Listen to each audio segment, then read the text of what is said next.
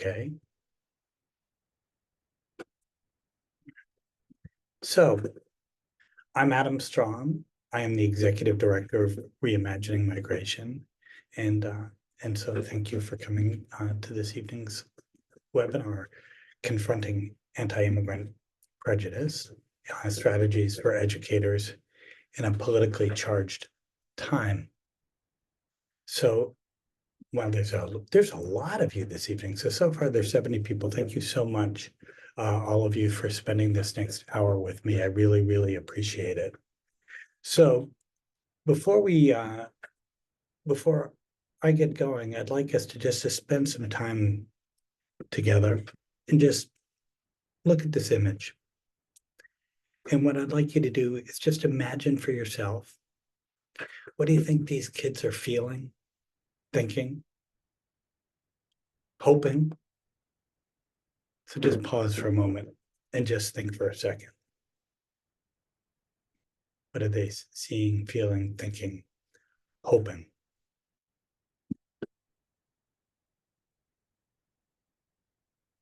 So now that you've got your head going, I want you to imagine that you're a fourth grader and you're getting ready for your first day of school in a new community, maybe in a new country. How might you feel when you're told that your school is canceled today because of bomb threats? And then those threats were called in because of hateful lies told about people like you or your friends. When then school does open, security officers are surrounding the school. And then teachers seem nervous, people in the community are on edge, and reporters are everywhere. You're that fourth grader. What do you wish you would see, hear, and feel when you walk into that school door?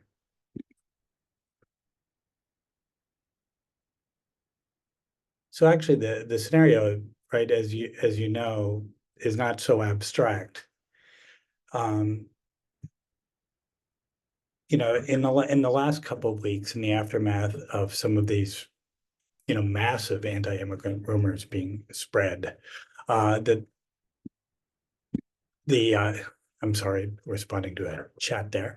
In the aftermath of the kind of the stories about about immigrants and pets, there's been some surveying. 37% of respondents to a recent news poll suggest that they believe that that is true, certainly true, or it's likely true. Think about that. It's almost 40% of people in the country believe that is certainly true or likely true. So in the aftermath, there have been bomb threats in Springfield, Ohio. Of course, as I said, there have been higher police presence, higher National Guard presence in front of schools. The school is actually not the only building in Springfield, Ohio that's received threats. There have been threats against other public buildings. And you can just imagine what, as educators, what that disruptions would look like in school operations. Some have had to implement lockdown procedures, right? So in these moments, right, the real impacts. And so I asked y'all about what you're seeing, hearing, feeling. And so 74 of you responded to a survey. And you told me that since the beginning of the school year, 31% of you know that that immigrant origin youth have reported that they've been bullied or teased at your school. 23% of you have heard students make anti-immigrant comments this year. The same percentage have heard staff at their school or institution make anti-immigrant comments at the school this year. 11% of you have actually seen staff at your school make anti-immigrant comments directed at family or caregivers of students. Fortunately, 54% of you have not seen any of this. And of course, on the other side of that is that means 46% of you half. So just on an average, yearly average, about 19% of kids on a yearly average report being bullied. So we're talking the first couple of weeks, immigrant youth, who, and I'll get to more of this background later, are usually about 18% of all bullying incidents in school. 31% of them, 31% of you have already seen immigrant youth reporting bullying incidents. So you can see that what's happening in the air starts to make it into schools. So reimagining migration was created because we believe that schools have the potential to help individuals and communities navigate demographic change times like this. But we also really understand that different communities have different needs, right? So what our work is really trying to help educators get the tools and strategies that they need to promote the dispositions that allow newcomers to thrive, their peers to learn, and communities successfully navigate what I think is really predictable tension around demographic change. So this evening, let me do some housekeeping. Actually, so due to the nature of the content this evening and some advice from some of our partners, we've closed the chat and disabled participant cameras this evening. That's not what we normally do. So one of the things that I want to make sure that you hear is that we're inviting you to a focused follow-up session for further dialogue after this evening, where I promise it'll be much more of an open exchange instead of a presentation. In the meantime, you can 100% be sure that everybody is going to get a copy of the slide deck. And so everybody will be getting a copy of the slide deck and links to all the shared resources. Thanks. So that's the background. So in the current climate, I mean, if we're walking through, here's the agenda for this evening. We just kind of went over a little bit of the background of the current climate. We're going to be also talking about anti-immigrant tropes, right? So you can help you and your students start to recognize some of them. And then we'll be speaking about patterns of anti-immigrant bullying and harassment, and of course, then the impact on schools and students, and then how that relates to policies and norms. And we can think a little bit about what we can do about it in classrooms, in whole schools, and through policy. So here's the end of the story, but not really. But I do want you to be, I want you to keep this in mind from the very beginning. Number one, be proactive. Don't wait for something to happen, because something probably is happening. Sue had noted earlier to me that it's likely that something is, that these numbers are much higher than what is being reported. And while we all might feel overwhelmed, and when we're overwhelmed, we tend to be reactive, I actually think it's important to step back, see the big picture, and then from that, we can be proactive, right? So don't wait for something to happen. And that starts with the way that you're supporting young people. So Yuri Bronfenbrenner is a social psychologist who did this really, really powerful work on identity. He talks about how all of us form our identities in context. So often when we talk about identity, particularly in the United States, we talk about this core circle that he's talking about: individual characteristics, age, gender, language, race, ethnicity, culture, religion. But as people navigate the world, they navigate their space, right? Even when you were starting to imagine those kids' lives at the very beginning, when I asked you to do that, you do that from our own perspectives. But try to imagine from another person's perspective what it means to walk through their neighborhood, a neighborhood, and think about the ways that they might be responded to based on who they are, what they're hearing, what's going on in the world. Think about how that starts to shape their identity. Think about then the broader social context, right?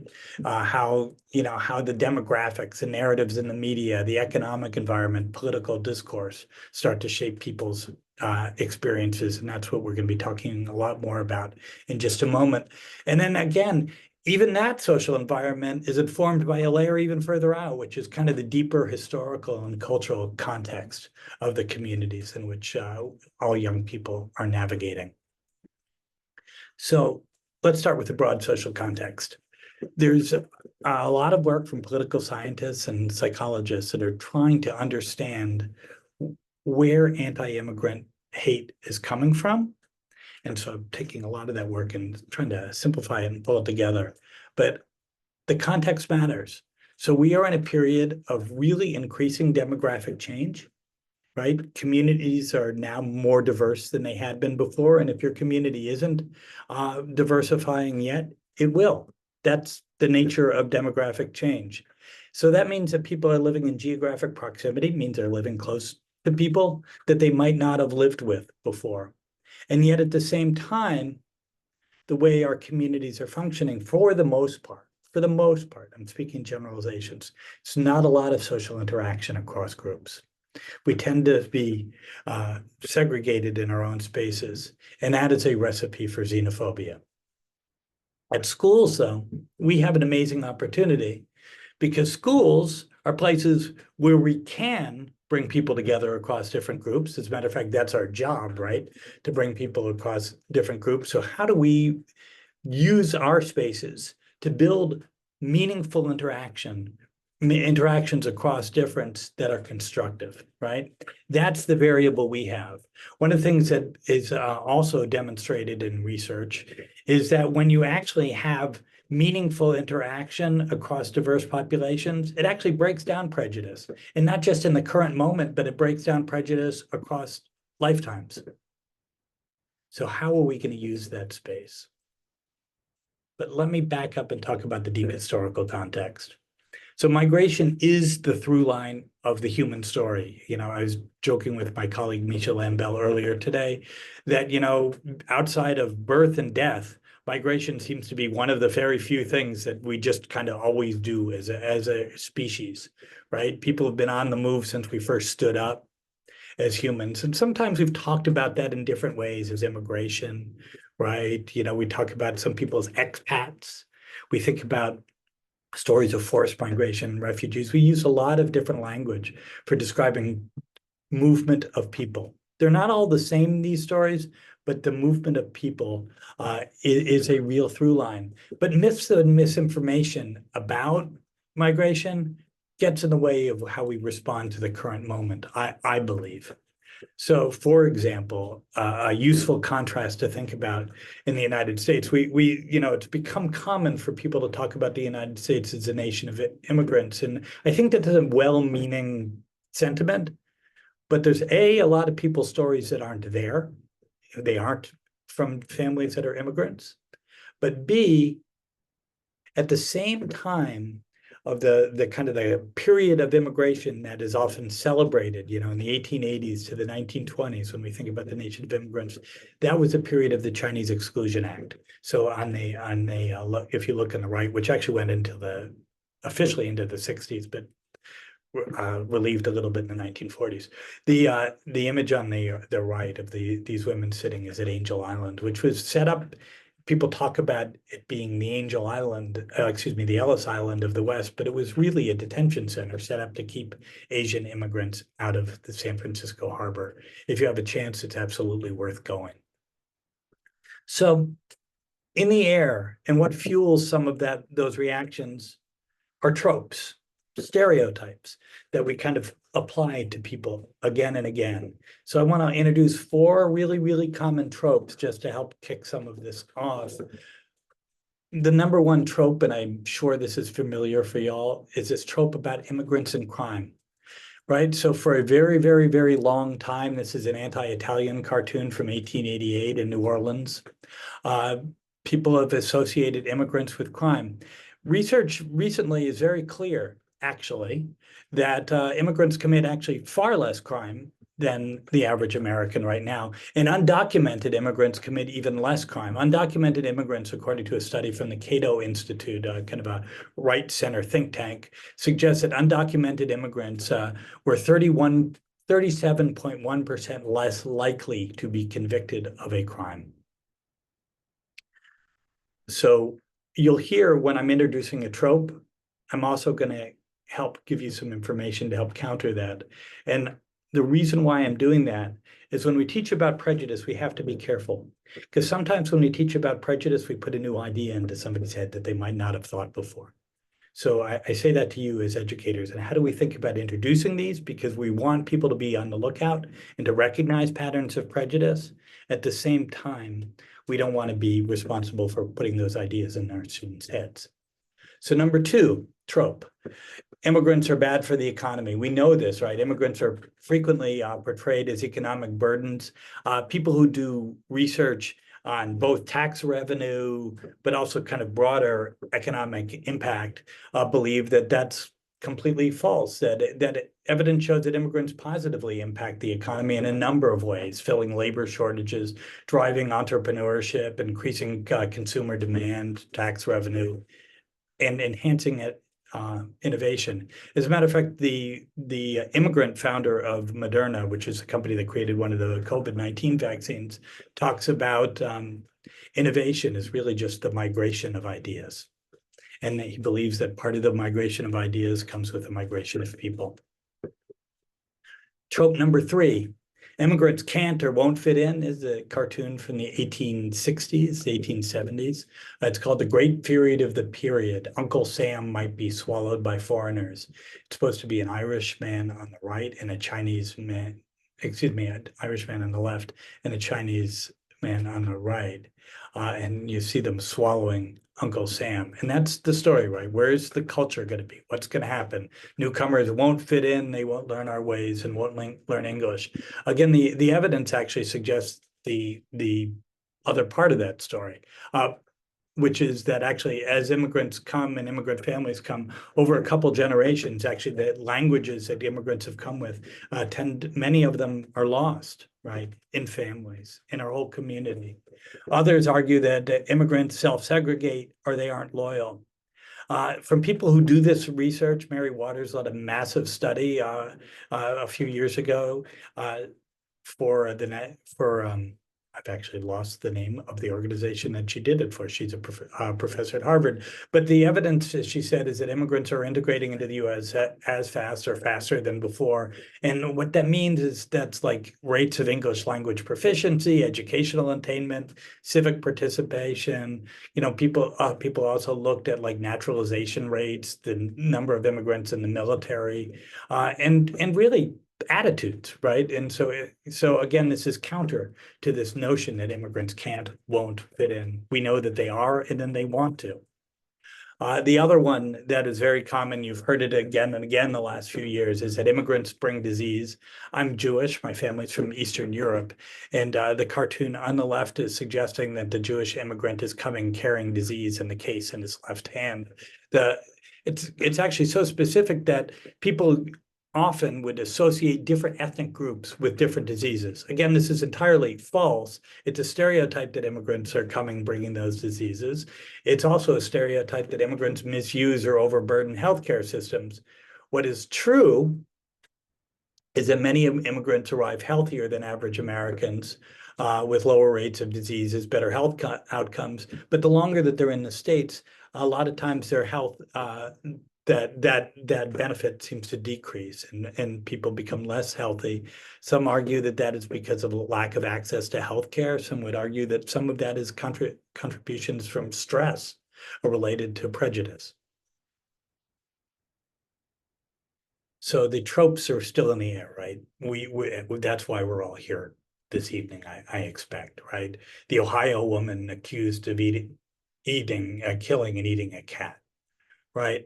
Scholar Beverly Daniel Tatum, whose work is really well known on issues of race, has a really important, I think, way to think about stereotypes. She says that stereotypes are like smog. She wrote, we're all breathing in misinformation. We're all being exposed to stereotypes. And we have to think about how we've been impacted by that, because if we're all breathing in smog, we can't help but have our thinking shaped by it. So xenophobia harms everybody. It particularly harms our kids, particularly immigrant origin youth. And so one way it's doing that is through the political rhetoric. And so I will now kind of give you some introduction to the impact of political rhetoric. I promise that we're going to get to a lot of interventions, but many of you asked for the context for this evening, so I'm sharing some context. So there was a wonderful study by UCLA scholar John Rogers who said that more than two-thirds of principals in a report he did in 2019 surveyed found that the federal immigration enforcement policies and particularly the political rhetoric around immigration have harmed student well-being. And so what does that mean? That it gets in the way of learning, the ability of parents to support learning. So let's go a little bit further. Think about what does it mean for a whole school? A polarized political environment threatens schools by escalating stress and anxiety among students. This is research that we cite in our report that we wrote with the History Collab, Building Belonging, Harnessing the Power of Education in a Time of Demographic Change, and you can download it. I hope you will. 2, polarization and incivility within schools. Teachers report that students were more likely to make derogatory remarks about peers from different backgrounds, and this all disrupts learning. So how does then xenophobia affect immigrant origin youth?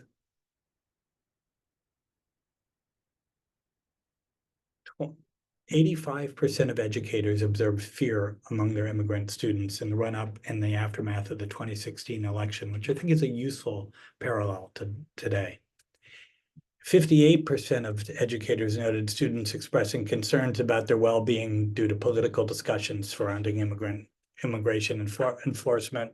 And then over 44% of the educators noted that these concerns were really affecting student learning, right? So whether your issue is belonging, health, right, community, academics, this becomes a problem. So I've started to say that, I'm starting to paint the picture among immigrant youth here, but we're going to back up as well. I mentioned earlier that about 18% of bullying incidents in schools are related to immigrant origin kids, but there's a problem in that because immigrant origin kids are a community that doesn't count. Immigrant kids and children of immigrants are 26% of the school-age population, but they're not a demographic that's tracked in surveys. They're definitely not a demographic that's tracked in surveys about bullying. So this is also from John Rogers' study, where he said about 60% of educators were reporting that there were derogatory remarks made about immigrants in those schools. What he emphasized is that the regions where people weren't reporting them were regions that actually often had a high correlation of anti-immigrant prejudice through other means. So the concern was people weren't reporting those incidents because they sort of fit the narrative, like that was sort of acceptable and that was sort of okay. More problematic, I think, well, maybe not more, but as problematic, is that non-immigrant students report being less likely to intervene when immigrant students are targets of bullying. So non-immigrant students report being less likely to intervene when immigrant students are targets of bullying. That's self-report. We also know that immigrant students go into schools with a real high sense of belonging. There's a really important report by scholars from Teachers College. This was last year. And so the top headline's exciting. Newcomer, immigrant, and refugee students are more optimistic about the future than their US-born peers. But then read the second line. But familiarity may breed awareness of disadvantages and discrimination. So over time, what we know is great research by Corolla and Marcelo Suarez Orozco on this, that over time, immigrants' sense of belonging and academic engagement go down as they become less hopeful. Each year, the sense of belonging seems to go down over time. So we've done some research with the Immigration Initiative at Harvard and Youth Truth to try to understand the experience of immigrant origin kids in schools. And we have heard kind of 6 pieces here. I started there, this lower sense of belonging. 2, many of them feel discouraged from speaking their family's home language. And when that happens, there's a number of effects that are strongly correlated, that People tend not to trust their teachers. They tend to feel more invisible in the school. They seem to feel more victimized. They don't see themselves in the life of the school and the images in the hallway. So that's an important indicator. 3, there's increased reports of bullying and harassment as compared to their peers, real difficulty discussing race, identity, and ethnicity with school staff, lower sense of safety in and out of school, and a real lack of representation in the school curriculum. I'm sure this is not a surprise to you all, but it's important background to this. So how do these environments impact non-immigrant students? I started where I already shared. This means that young people start to suggest that they become bystanders to bullying, which I'm amazed that they were honest enough to share that. 2, that for some folks it justifies bigotry, right? Some feel emboldened to express xenophobia, and there's a number of incidents where they've actually been corrected, and people say, well, wait a minute, the politician or whatever uses this language, so what's wrong with me using that language? So it starts to justify bigotry. It also is anti-immigrant climate sort of set norms, right? Non-immigrant students may learn that these are the norms in this community and these are the attitudes I need to express. This is particularly true when popular students are the leaders of the pack. Empathy, which we tend to think of as often a good thing, some students end up being negatively impacted because of people that they care about, their friends, right? Their immigrant friends and peers are mistreated. And it's the very first time that they can start to imagine what it must be like to be that vulnerable. All of this impacts even non-immigrant kids' academic performance. And then let's talk norms. So I'm just interested, as you think about this, how many of you in your schools, in your school communities, have bullying policies that explicitly condemn or forbid anti-immigrant bullying? At the federal level, there's none.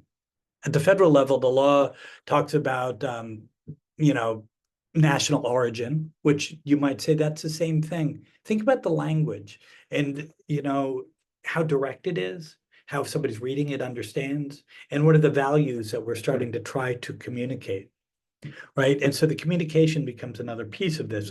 I will say at the state level, there are some states that actually do call out anti-immigrant bullying, but not at the national level. And it's interesting to look at school policies. I was working with a very heavily immigrant school district in Massachusetts yesterday, and I raised this issue with them, and then they looked at their policy and they were shocked that their policy in a heavily immigrant school district did not actually specifically counter anti-immigrant bullying. So then when it comes to messaging, and this is I know there were a number of administrators who signed up here. You all are really important here with messaging. So if you look at the communicating about promoting tolerance and respect for people from different racial or ethnic minority groups, I wish it was 100%, but that's typically in the 80s. But when we ask this question about, well, John Rogers asked this question about immigrant groups, right? The numbers are much, much lower. And schools that are predominantly, and you can see this here in the numbers, that are predominantly kids of color, that's 62% of them do, 48% don't. But in predominantly white schools, the number is really low, under 40%, 36%, make it explicit that there is a need to promote tolerance for immigrant origin kids. This is terrifying, if you ask me, because you're setting the norm, right? We talked about anti-immigrant prejudice setting the norm, but silence helps set a norm too. So reimagining migration, we had the honor of working with Veronica Boyce-Mancia from Harvard Graduate School of Education's Project Zero, and she led us in the development of our framework, which is a way that we began to think about how do we intervene, what are solutions like. And so we've created that, but she's created this framework that is really the basis of our work. And it's based on 5 questions. And I really want you to think about these questions because we believe reflection on these questions are the way that we can begin to tailor interventions that will make a difference in our communities. Again, I'll get more specific in a second, but let's start at a higher level. Number 1, think about who are the young people we are educating? And if you think deeply, what are the assets that they bring into these schools? What are the stories that they bring into the schools? right? How can I build on the knowledge that they have? Number two, what are the most important perspectives and dispositions that we should be trying to build for young people in a world of migration and change, right? I said we're in a time of demographic change. How can we recognize and how can we give young people the skills to recognize that migration is an opportunity, right? If innovation is the migration of ideas, how do we make sure we can take advantage, all of our students can take advantage of that, whether they're in a community with a lot of immigrants or a community with just a few of them? And so we've identified some perspectives like communication across different perspective taking, inquiry skills. So that if you go to our website, which I hope you will afterwards, you'll find the full framework. Number three, thinking about how do we actually teach about migration so we can understand not only these moments, but ourselves and our history better. There is not a period of the history of the United States that has not been shaped by migration. There's not a period in which the literature of that period does not feature a great story, a great book, a great short story, a great poem that is full of the experiences of migration. We should be explicit. These stories need to be visible. Number four is how do we create powerful learning environments for all young people? And think about, and their families, right? What does it mean to create a school where people know that they belong to? They're not just invited and welcome, but they're recognized as part of the culture of a building. I think so often we kind of lean towards welcoming. It's so great to have you here. But the messages all along are that we've celebrated other people's stories, but we may not see you yet. It's important that people feel that they belong. And then the end is really the story for us, right? Is as educators, what does that look like? What do we need to know how to do? What do we need to be prepared to do? What dispositions do we need to take in our work with students? So in the last week, which feels like a crisis moment for us, I don't know about y'all, we've been, based on what we're hearing from teachers, we've created 3 resources that we think might be useful for you. Number one, and these are all linked, it's suggestions for responding to anti-immigrant taunts and bullying in school. We heard from educators that they weren't exactly sure what to do when an incident has happened in school. So we share some advice. Number two, we have a resource that's teaching about anti-immigrant stereotypes. It's a tip sheet for educators. Again, when we talk about and teach about these issues, we want to make sure we're not reinforcing prejudice, right? Or introducing new prejudice ideas. And we also are not trying to have a partisan conversation, right? There's a difference between educating about stereotypes and trying to make a partisan point here. To us, it's really important that young people hear that anti-immigrant prejudice is not okay, and here's some of the roots of it to help us understand this moment. And the third resource that I hear is a lesson plan that's really written for middle and high school kids. It's a news and media literacy lesson plan about recognizing and responding to anti-immigrant stereotypes, and it's really built upon some news and media literacy principles. So I hope you find those tools useful. But now, kind of at a higher level, what can you do? This first page really starts by going back to those kids that we thought about at the beginning, right? Whose ecology of identity chart we started to look at. So what can we do as educators? Strengthen relationships. This is essential. We need to reach out to students and their families. By the way, I saw a question in the chat, which I promise I'll get to. Reach out to students and their families. So somebody said difference between immigrant and refugee families. Immigrant and refugee families are not going to reach out and necessarily be the ones to sharing your story. That's your job, right? Reach out to them, build those relationships, because otherwise you're not going to know what the family knows, the strengths that they bring, right? You won't necessarily have a pulse on what that young student is thinking. Number two, messages matter. We have to communicate clearly that anti-bullying and harassment is unacceptable. If you haven't done it yet, do it now. Number three, don't be a bystander. If you hear it and if you ensure you intervene if you hear it, respond immediately when you don't.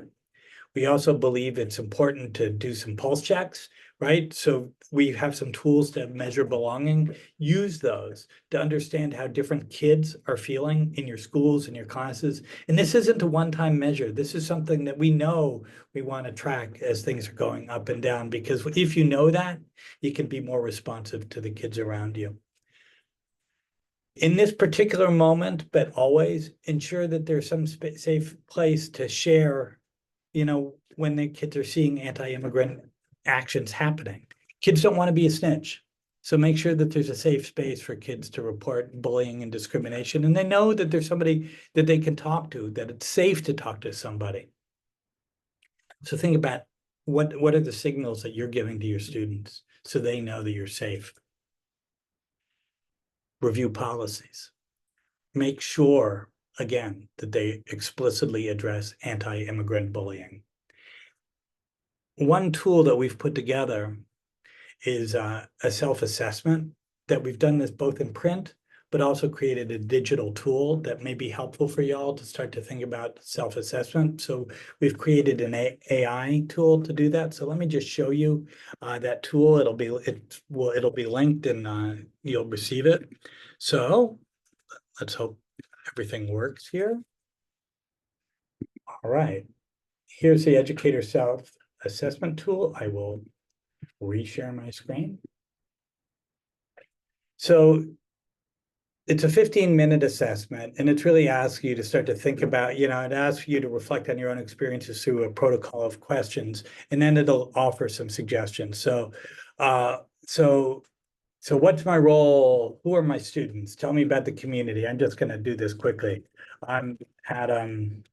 I teach in Boston and sometimes Revere, Mass. High school kids, which is not true. And says, thank you. So it's saying we're going to give you a series of questions to rank them 1 to 5. So it's going to start at a real simple one, right? Do I teach about migration at all? 1 from no to 5. I'd say, gee, sometimes I do that. Number 1, not so much. Thank you for being honest. So maybe you want to start small, right? Here, it's going to give me some advice on here are the resources where you might find professional development on this, some tools you might find from Reimagining Migration to do that. Wants to know, do I capture my students' views on school culture and belonging, and making sure I actually do that in a way that EL kids can participate? Nah, I don't do that. It's a 2. So it gives me some suggestions for how to do that. So there's about 10 questions that'll range, the responses that you get all depend on your answers. I hope that's a useful tool. It's one of a few that we're going to be introducing this evening.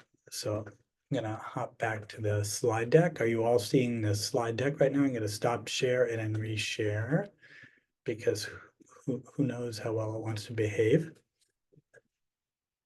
And excuse me for the drama here. Next slide. So now I want to think a little bit about curriculum.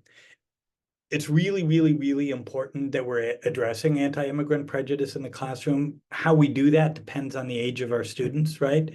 So some of the social studies teachers will find the resource that we wrote, The Power of Words, quite helpful. But think about what you're going to be doing with younger kids. Think about how you might use children's books to start to normalize the story of newcomers, right? One of my favorite books is My Name is Anjali by Sheetal Sheth, which is a wonderful piece about a young girl who's being shamed because of her name. But many wonderful books that you might use. One, I mean, if you really want to directly address issues of prejudice, I think it's sometimes fun to go back to the classics.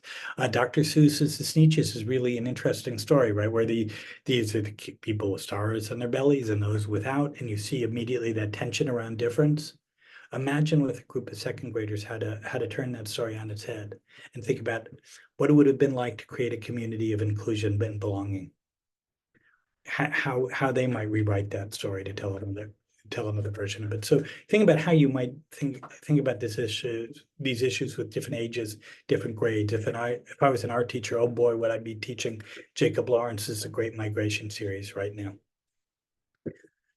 We've also created another digital tool. We've created a migration rumor review app. This is another AI tool. Hold on, I'm going to make sure that you're able to see it. So this is meant to help you or your students navigate myths and misinformation. So it wants to know, is there a rumor that I'd like to look at? Yeah, so there is. I hear a lot of undocumented people are voting. Now it's going to ask me, what's going to say, misinformation about immigrants, including the claims that undocumented people are voting, can fuel mistrust, discrimination, and even violence. It's important to verify such information. It wants to know where I heard about it. So I found an article from the Daily Signal that I was reading, and I'll share it. Ooh, excuse me, that's back of the other app. So many apps. I read it here.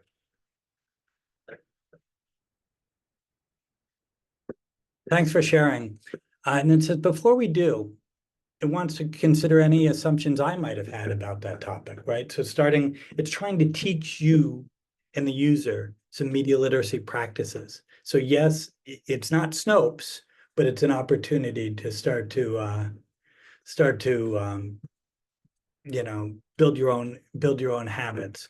So I would say I don't believe it. And now it wants to know, what are some claims in the article? So I did find some claims in the article. It says that here's what it claims that left-leaning media is sharing.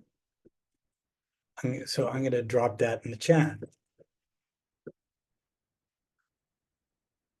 And so thank you for identifying the claims. Let's start by evaluating the credibility of the sources, right? So it's going to really help us do that kind of fact checking. I'm going to stop there for that, so you can start to see how you might use that again, either with yourself as a whole class, or might be a research project where individual students go to it. But even if this is not something you're planning on doing, ensure that your current teaching about migration builds understanding and not bias. That's really important, because we know, again, the research suggests that a lot of what students are hearing from faculty, 23% of you have heard anti-immigrant comments coming from faculty, where we started. So our approach to curriculum design is really based on the framework that Veronica Boyce-Mancia worked on with us. And so we've taken pieces of the framework and really think about how do they all go into crafting really powerful learning experiences, but all starting with the idea that to create important, powerful learning experiences, that our curriculum has to be responsive to our students, their community, the institution's culture, and the academic requirements, right? So let's think about the dispositions, something called our learning arc. Again, this is something we will address in one of these follow-ups. I really hope that you join us for this. But I just wanted to touch on it here quickly. But it would be really bad if I didn't leave you with a few things to try. So I want to suggest two, I think, small steps that you can try. And I may add a third. So the first is a project that we've been using since we began called Moving Stories. The project came from some work done by Carola Suarez Orozco, who is a co-founder of Reimagining Migration and leads the Immigration Initiative at Harvard. And it's really trying to help us build empathy through storytelling and building connections. And so there's a real simple protocol where people can interview each other about their migration stories, recognizing how different they are. Somebody's asking the difference between a refugee, a migrant, and an asylee. It's based on the simple premise that migration simply means to move. All of us have moved in this generation or in the past. And sometimes it's moving to a new school, it's moving across town, it's moving into a new group. Sometimes those are journeys that cross borders. And so we think it's really important that we build on that universal experience and then inquire deeply about the similarities and differences in those experiences and what's gained and lost when we compare them. And we found that we need to do more research on it, but what we have found from the reactions of students, this is a really powerful opportunity to engage with a young person, build empathy, learn from people who they may not have ever spoken to before. Again, we have these resources in our schools, which are each other.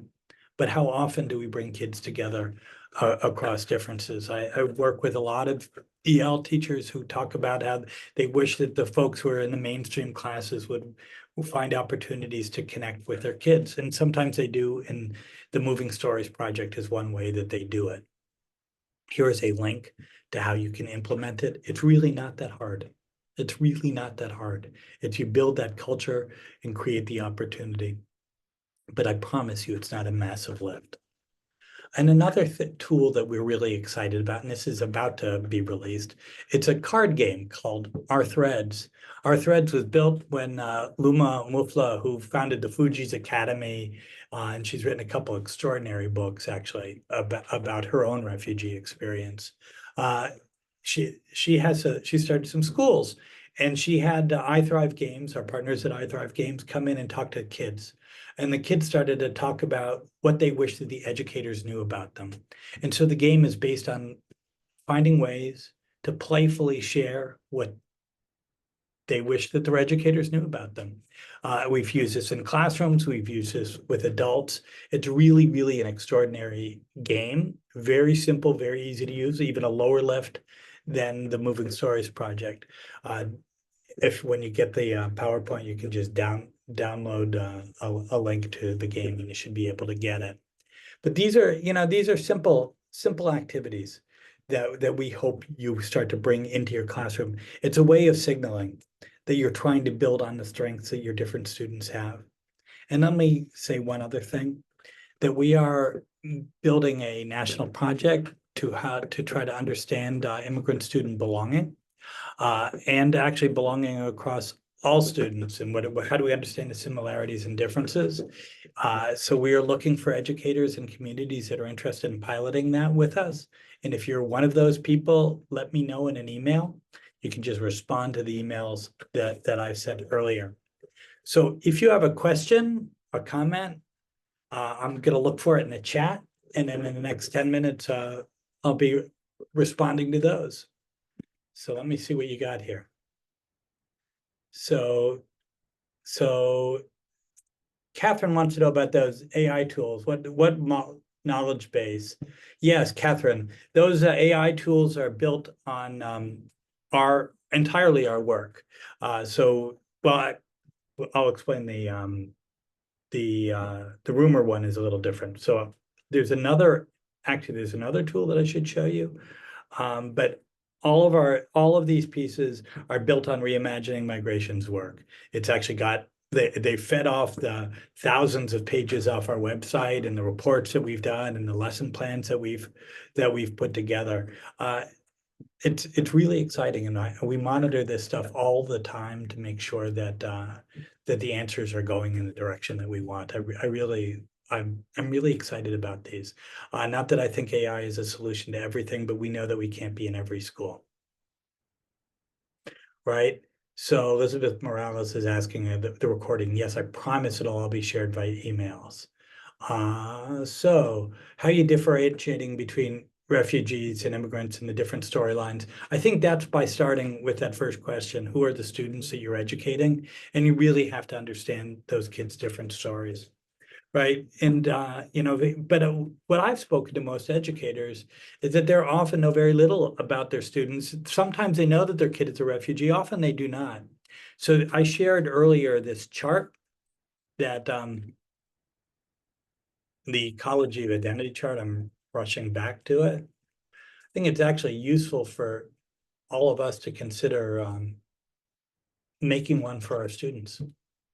Right? Think about ourselves, invite students to create and be a participant and create one of those charts for themselves.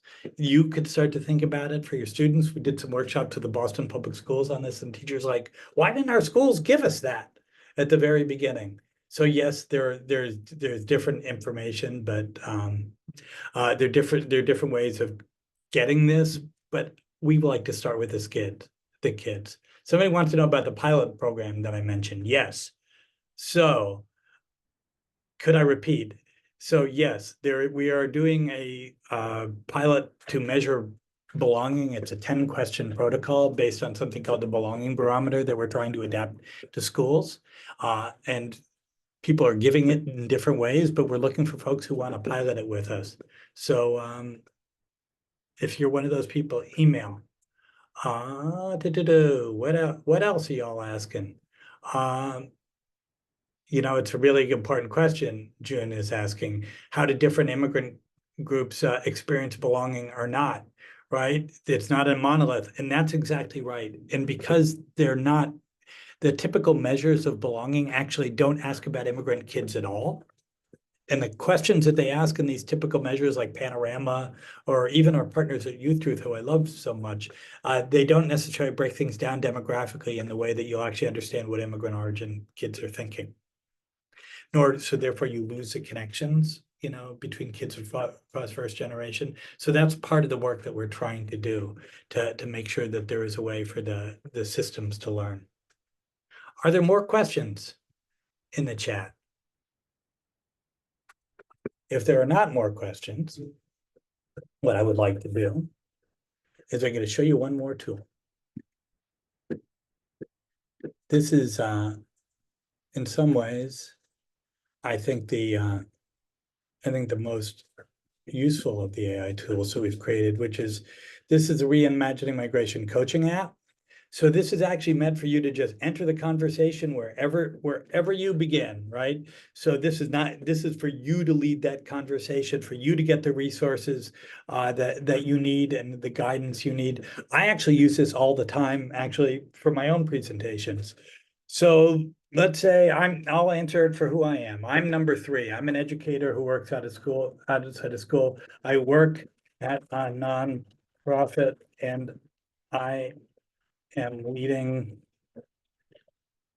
lots of typos, leading a webinar on anti-immigrant prejudice. What should I tell people?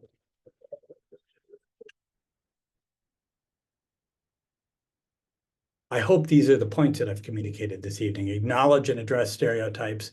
It's crucial to address them in real time. Educate yourself and others, understand the root causes. Starts with creating a welcoming environment, engage in continuous learning, involve families, right? So help me create, wow, I'm typing badly, create a curriculum.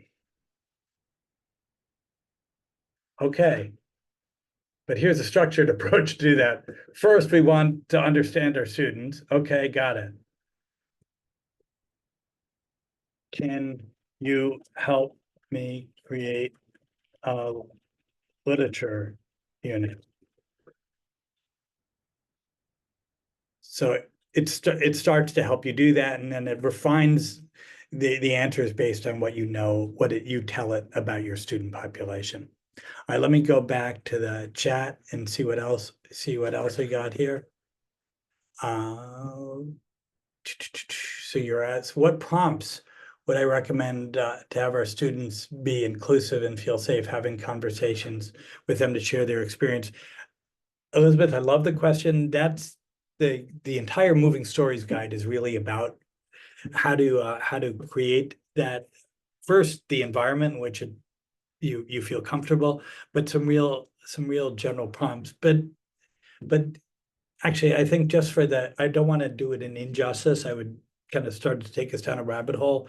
Let's take a look at the at that the guide. You'll find the links. We also actually have done a webinar on with educators on moving stories, and you can find a link to it on the website where people walk through what they've done in different schools. So somebody is saying, I'm in a state where it appears that we are not to point out different groups of people, looking for suggestions on how to handle this. Thanks, Sue. That's really important. So I think what you do is you absolutely are allowed to point out individual stories.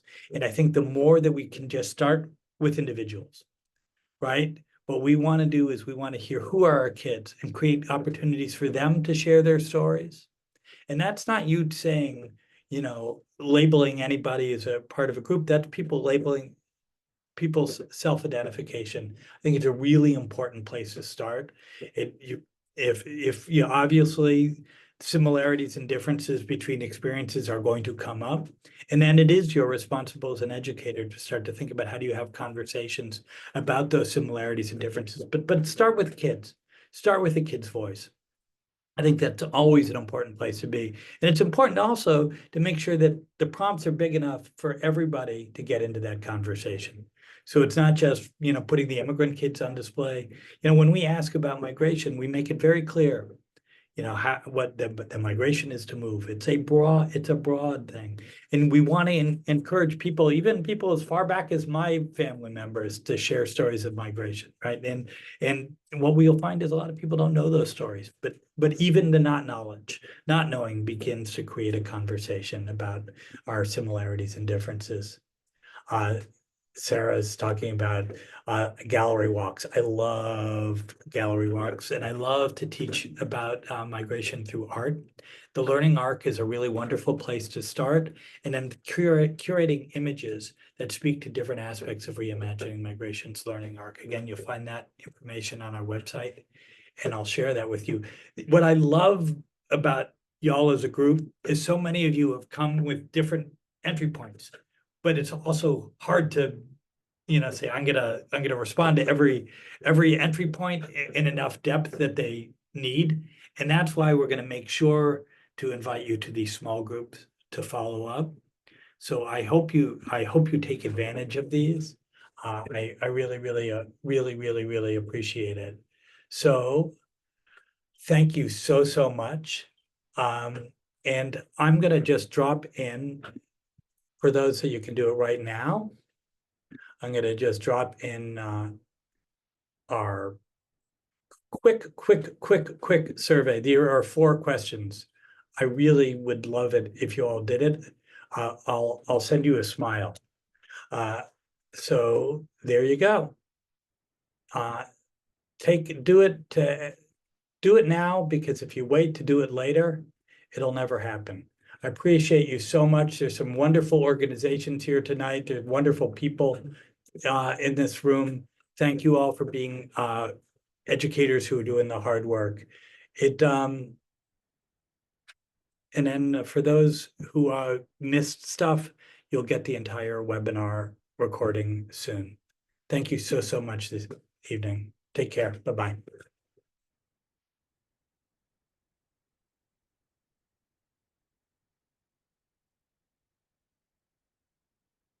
You can make fun of me. I'm here drinking water, looking at the chat at the end.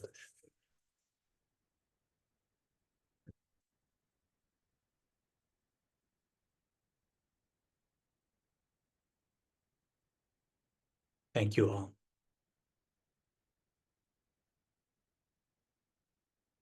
Kay, I love that you participated in that workshop. I want to hear more.